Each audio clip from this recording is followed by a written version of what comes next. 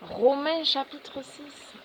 Shabbat Shalom! En cette 4e journée de la fête de Sukkot, tabernacle, cabane, tente.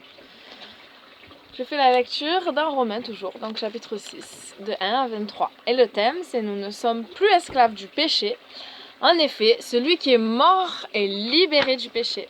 Considérez-vous comme mort au péché et comme vivant pour Dieu en Yahusha le Messie. » Amen. Que dirons-nous alors?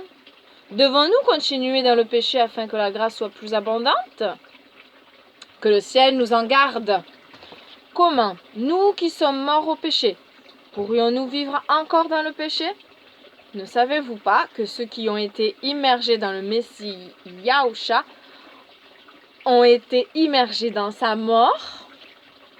Nous avons été ensevelis avec lui par l'immersion dans sa mort, afin que tout comme le Messie est ressuscité des morts par la gloire du Père, nous vivions nous aussi dans une nouvelle vie, dans une vie nouvelle.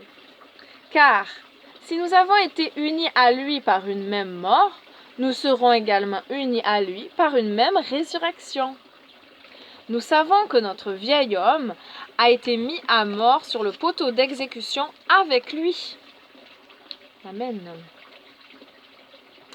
Pour que soit entièrement détruit le corps de notre nature pécheresse, afin que nous ne soyons plus les esclaves du péché. Amen. Si nous sommes morts avec le Messie, nous croyons que nous vivrons aussi avec lui. Nous savons que le Messie a été ressuscité des morts pour ne plus jamais mourir. La mort n'a pas d'autorité sur lui. Amen. Il n'a pas d'autorité sur lui, la mort. Car l'événement de sa mort, ayant eu lieu une fois, n'a plus besoin d'être réitéré. Mais il est vivant et c'est pour Dieu qu'il vit. Et vous de même, considérez que vous êtes morts au péché, mais vivants pour Dieu en union avec le Messie Yahusha. Par conséquent, ne laissez plus le péché régner dans votre corps mortel pour vous soumettre à ses désirs. Ne livrez pas au péché aucune partie de votre corps comme des instruments du mal. Au contraire, offrez-vous à Dieu comme des vivants revenus de la mort et faites de vos membres des instruments de justice pour Dieu. Car le péché n'aura plus autorité sur vous. En effet, vous n'êtes pas soumis à un système légaliste, mais à la grâce. Amen. Quelle conclusion devons-nous en tirer? Allons-nous donc continuer à pécher parce que nous ne sommes plus soumis à un système légaliste mais à la grâce? Que le ciel nous en garde. Ne savez-vous pas qu'en vous mettant au service de quelqu'un pour lui obéir, vous devenez esclave de celui à qui vous obéissez? Que cela soit du péché qui conduit à la mort ou de l'obéissance qui conduit à la justification, mais par la grâce de Dieu, vous qui étiez autrefois esclaves du péché, vous avez obéi de tout votre cœur au modèle d'enseignement qui vous a été donné. Et après avoir été affranchis du péché, vous êtes devenus esclaves de la justice. J'emploie un langage simple à cause de la faiblesse de votre nature humaine. Car vous avez offert diverses parties de votre corps comme esclaves à l'impureté et à l'iniquité, produisant encore plus d'iniquité. De même, offrez-les aujourd'hui comme esclaves à la justice, dans le but d'être mis à part pour Dieu, rendus saints. Amen. Car lorsque vous étiez esclaves du péché, vous étiez libres à l'égard de la justice. Mais quel bienfait tiriez-vous des choses dont vous avez maintenant honte? La fin de ces choses était la mort.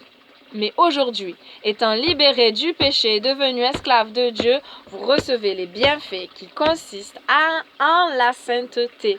Vous avez été mis à part pour Dieu et l'issue finale est la vie éternelle. Alléluia. Car ce que l'on gagne en péchant, c'est la mort. Mais la vie éternelle est le don gratuit de Dieu que l'on reçoit dans l'union avec le Messie Yahusha, notre Seigneur. Et roi et sauveur, lumière du bon tout. Amen. Fin du chapitre 6. Quelle est bonne ta parole, Seigneur. La question de méditation, c'est: Suis-je esclave du péché d'une manière ou d'une autre? Je devrais me considérer comme mort au péché et vivre pour la gloire de Dieu. Comment puis-je vivre cette réalité? Que chacun s'examine, Seigneur. Suis-je esclave du péché, quelque péché que ce soit?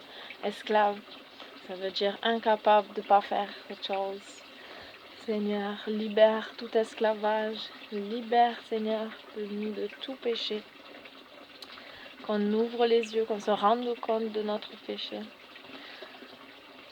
Qu'il y ait quelque chose qui ne te glorifie pas. Nous avons beau dire dans nos prières, Alléluia, gloire à toi. Si nous désobéissons, si nous péchons, nous ne te rendons pas gloire. C'est avec une vie sainte que nous pouvons te rendre gloire. Merci Seigneur de changer nos cœurs, purifier nos pensées, afin qu'on puisse vraiment te glorifier en tout temps dans nos journées, Seigneur. Être un témoignage vivant à ta gloire, la bonne odeur du Messie, le doux parfum du Messie. Toi, l'amour parfait, tu nous as montré l'exemple alors que nous puissions aimer comme toi et marcher en sainteté de vie comme toi. Car les deux vont ensemble. Nous ne pouvons pas aimer Dieu, dire aimer Dieu et continuer dans la désobéissance, dans la saleté du péché. Et il est possible d'y arriver par toi, par ta force, en marchant non par notre chair, qui a des désirs contraires à ce qui est bon pour notre âme et notre esprit, notre souffle qui vient de toi, le souffle de vie. Merci d'ouvrir nos yeux, nos cœurs, nos oreilles, Seigneur. Merci encore pour cette belle journée de Shabbat dans cette semaine, le 4e jour de Sukkot. Et en plus, il fait beau, donc je te remercie, Seigneur. Je prie pour Valérian, pour moi-même, pour l'invité qui viendra à la maison, pour chacun de nous, là, mon père, ma mère, Samuel, pour qu'on soit tous dans la paix, la joie. Et qu'on sache s'approcher de toi, chercher ta face. Merci de nous enseigner quelque chose de nouveau, puisqu'aujourd'hui c'est un jour mis à part, où on prend le temps. Et en plus c'est dans la semaine de Sukkot. Donc merci encore pour le soleil. Merci Seigneur. Que toute la gloire te revienne, en étant obéissant bien sûr. Amen, amen, amen. Amen. Hein, dis-moi, il y a Gilles qui dit